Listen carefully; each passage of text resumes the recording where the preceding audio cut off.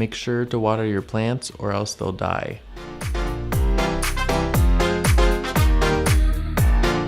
Time for a haircut.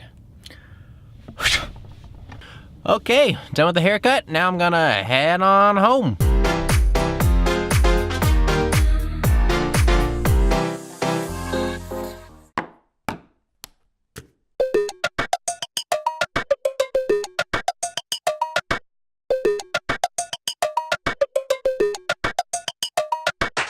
Right now, I want to show an example of how I know whether one of my characters is finished or not. What do I mean by finished? Well, is this a character that can exist in the real world of the world that I'm creating? A good character is one that has backstory, one that has depth. If you were to ask them a question about anything, they would answer it. And that's how I decide how my characters are finished. I talk to them. Take this character, Bob. He likes cheese a lot.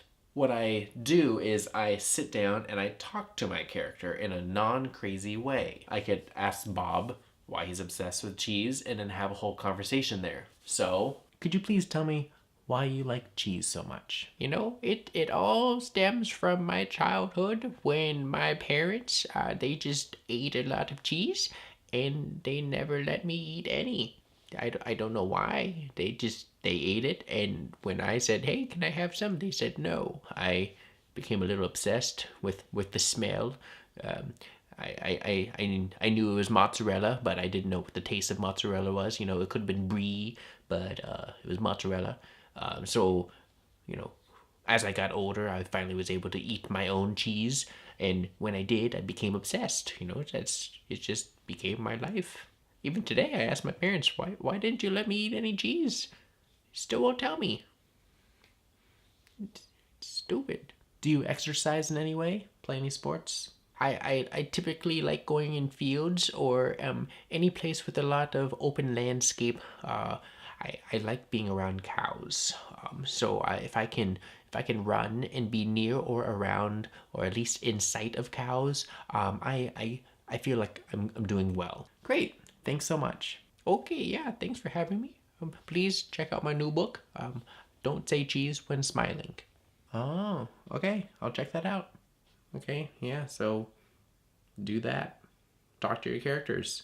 See if they're real.